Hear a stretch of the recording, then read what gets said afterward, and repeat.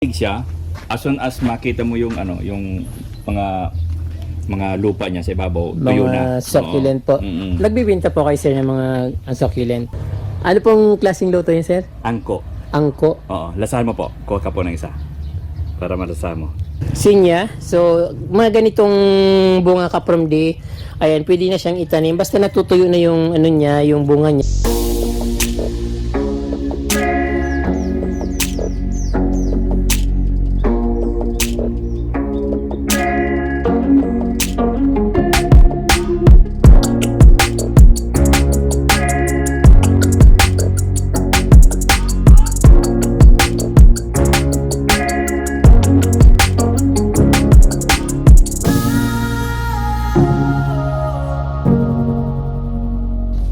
Magandang araw sa inyo mga kaprom din. Nandito po ako sa Barangay Kalalahan sa San Jose. So, third time ko na pong pumunta dito. Yung garden po na ipapakita ko sa inyo ay madalas ko po itong dinadaanan. Kaya lang pag napaparan ako dito, walang tao. So, ngayon na timingan ko na may tao at nag-inquire ako kung pwedeng makausap yung may-ari. At ito po pala kaprom din, nandito po yung may-ari. At syempre, isa rin pala po siyang content creator. So, nagulat ako kasi content creator pala si Sir. So, gusto ko siyang introduce sa inyo kasi napakaganda ng kanyang garden. At syempre, yung boses ni Sir para mga mala-announcer sa radyo. Kaya ayun mga kapromdi, excited akong pakilala sa inyo at siyempre yung garden nila napaka-cozy at napakalawak ng garden. So ayun kapromdi, ito na po si Sir. Sir, pwede po bang malaman yung pangalan nyo Sir? Ako po si Nelson Abondabar, by profession civil engineer. Narinig niyo yung kapromdi, napakaganda ng kanyang boses at civil engineer pala si Sir.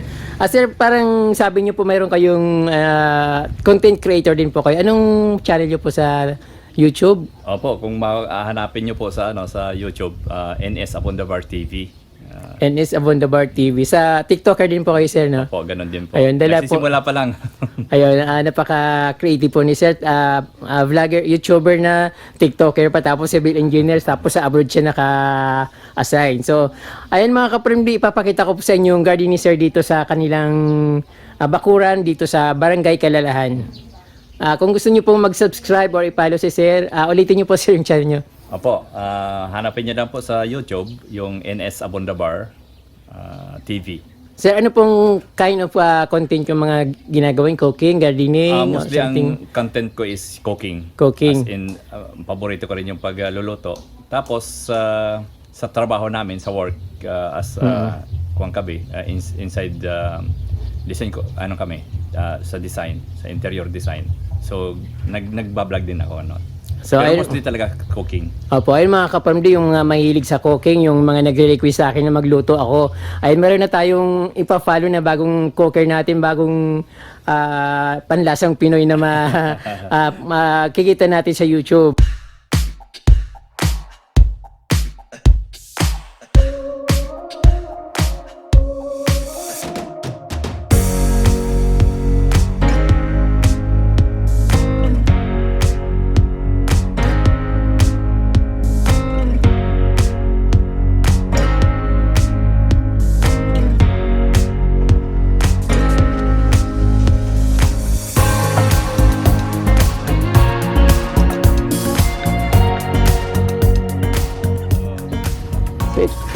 Ito, prone siya sa sa tag-ulan.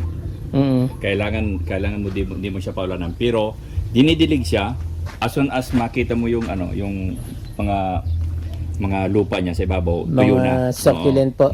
Nagbibinta po kayo Sir ng mga succulent? Hindi pa. Pero Bali, collection lang ng collection lang po Sir. ng asawa ko. Oo. Tapos sige, dito pa.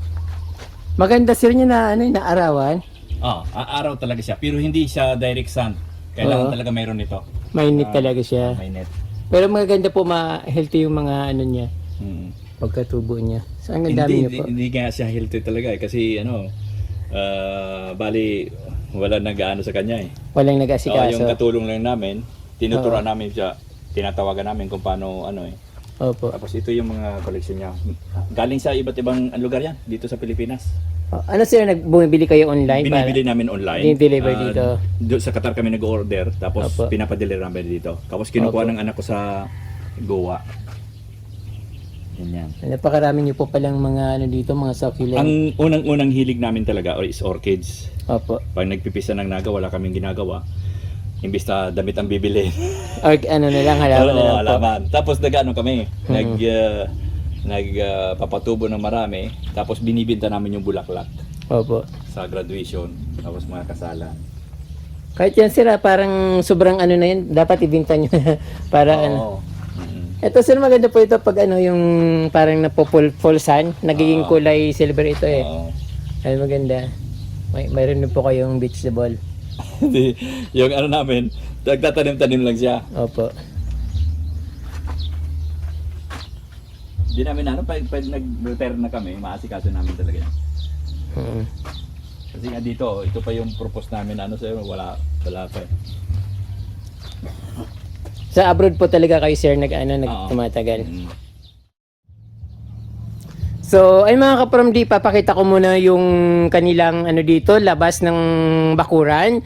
Kaya ako napapansin dito kapromdi kasi napakarami niyang mga flowering plants, katulad niyan mga santans, napakaano talaga ng santans dito. At that time nang dumadaan ako dito kapromdi, sobrang dami ng mga bulaklak ng mga kanilang orchids. Kaya lang, sabi ko nga palaging walang tao dito sa bahay na ito. Kaya na, pag dumadaan ako, wala akong mga kakausap. Kaya dire-diretso na lang ako. Minsan tumitigil ako dito dahil na amis ako dun sa mga kanilang orchids plants na puro bulaklak. Pero ngayon, siyempre medyo nabawasan yata yung mga bulaklak ng orchids.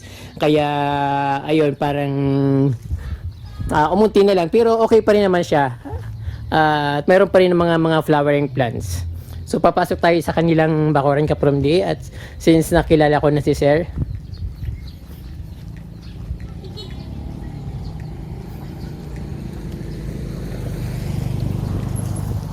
so, ayun na mayroon sila ditong bougainvillea na kulay pink. Tapos meron din silang pikara dito. That time kapromdi, sabi ko sa inyo, yung dumadaan, napakaganda talaga ng mga halaman nila dito. So, minsan kasi pag minsan may time na nawawala yung blooming ng mga plants. Pero sometimes gumagawa ng paraan yung may-ari na ibalik yung dating ganda. So, ayun kapromdi, maraming magagandang halaman dito. Ayan.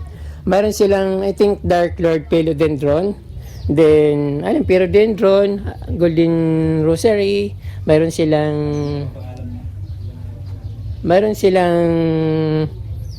Hibiscus na variegated. At syempre may mga mayana sila. Variegated na 5 fingers ay meron din sila.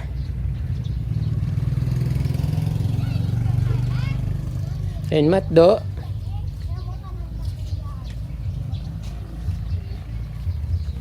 Napakarami nila mga orchids na collection kapromdi. Dito lang sa harap nila, marami na. At syempre, ipapakita ko sa inyo yung ibang mga flowering orchids nila dito.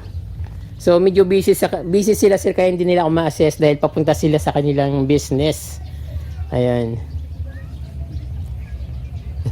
Tingnan, luto to. Na sir? Ito, sampul, angko. Ano pong klaseng luto yun sir? Angko. Angko. Oo, lasahan mo po. Kuha ka po ng isa. Para malasahan mo. Yan. Ano po ito, malagkit? Malagkit po yan, tapos mayroon po siyang peanut butter sa loob. Ang mama ko kasi po, tubong Diet Camarines Norte. So, lahat na kakanin, niluluto namin. Yung empanada, donut, kotsinta, angko, marami pang iba. Puto. Masarap sir. Opo. Masarap. Tinitinda niyo po yan, sir. Opo. Tapos, magpapa-order din po kayo ng ganyan. Nagpapa-order po kami.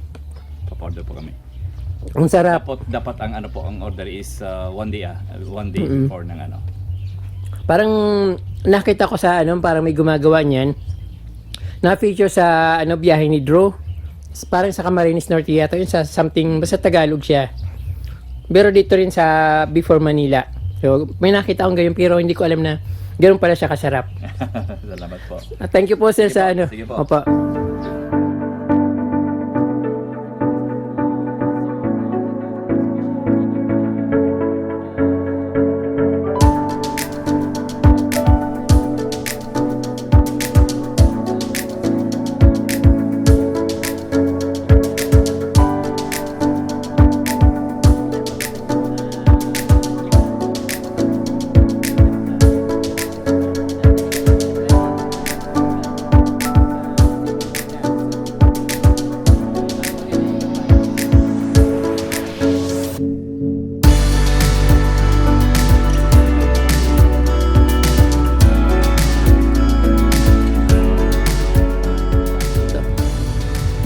Yellow bell.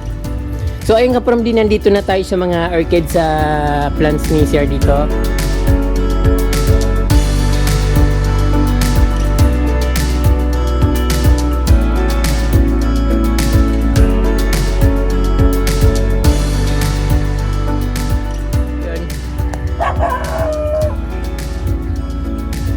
Mayroon pang flower yung kanilang ano dito, orchids. Napakaganda rin ng kanilang pagkasiting dito. Kaya lang, hindi masyadong mambulaklak ngayon dahil nga uulan, iinit. So yun ang ano dito, klima sa amin sa Bicol. Especially dito sa amin sa Partido. But sometimes madalas umulan dito.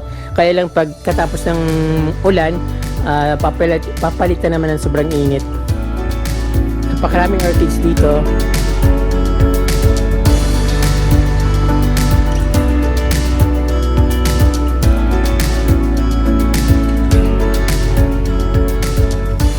So hayan, hanggang doon ang kanilang mga tanim na orchids. Kaya lang mayroon silang aso, baka habulin ako noon at kagatin ako. Yung pa naman kinakatakutan ko, aso. So mayroon silang mga flowering plants dito at syempre yung kanilang grass, maganda. Green na green dahil magandang ano dito, klima. Yung mainit, tapos yung lupa naman ay mataba, kaya yung mga grass dito sobrang ganda. Meron silang mga flowering na sinya. So mga ganitong bunga kaprom di, ayan, pwede na siyang itanim. Basta natutuyo na yung ano niya, yung bunga niya, pwede na siyang itanim. So mas maganda yung kunin mo ng buo, kasi pag kukuha ka ng unti-unti, nadudurog din siya, nahulog ng paisa-isa. Kaya dapat kung kukuha ka ng pananim niyan, yung kukunin mo yung buong bulaklak para maitanim mo ng gusto. Then ayan, mayroon sila mga mga halaman dito.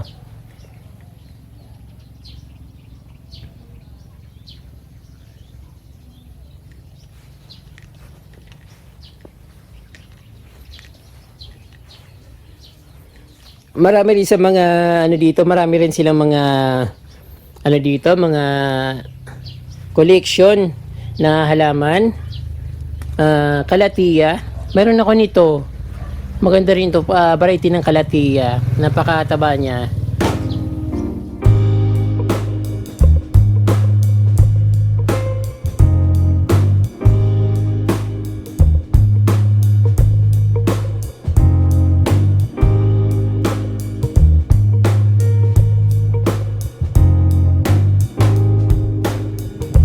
So ayun, napakaraming halaman.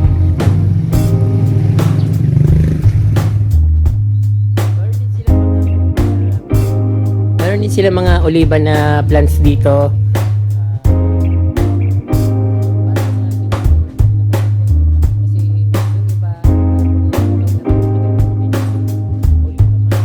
Kaya pag ganito kalaki, siguro talagang mga taon na yung binibilang nito, baka mas matanda pa ito sa akin. So ayun, marami siyang mga branches.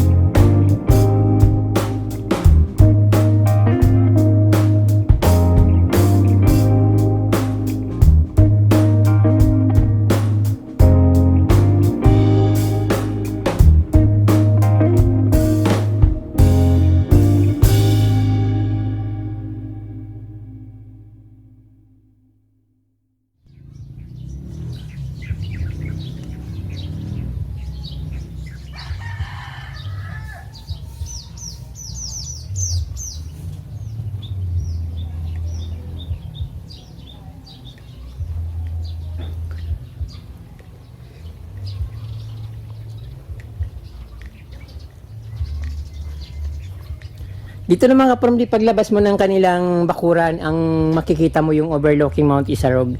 Kaya lang palaging natatakpan siya ng ulap, pero pag walang ulap yan, kitang-kita yung buong buo. At syempre hindi naman siya katulad ng Mayon na ganun kaganda yung pinakasamit niya.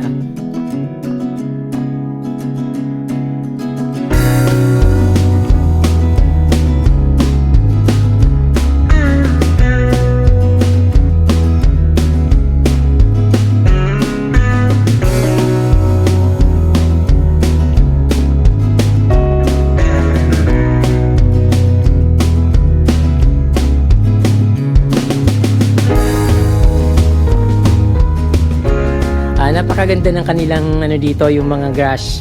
At syempre yung that time kapromdi, yung sinasabi ko sa inyo, punong-puno ng halaman dito. Kaya lang medyo sabi ko nahiya akong mag-approach, saka palaging walang tao.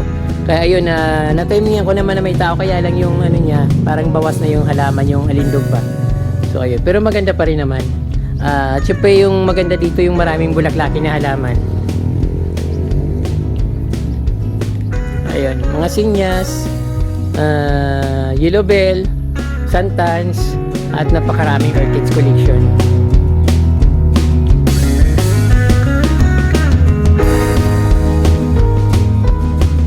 So ayun po mga kapromdi, nakita nyo po yung napaka-cozy na garden dito, nakaprone sa Mount Isarog, tapos napakalawak ng kanilang garden.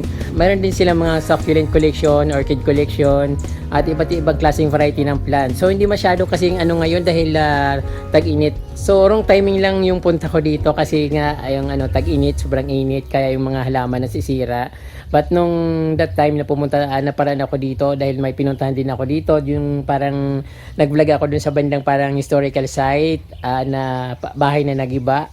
Maraming po salamat sa inyo kapromdi, at huwag niyong kalimutan mag-subscribe at pindutin po yung notification bell para updated po kayo sa aking mga bagong post na videos. Diyos mabalos!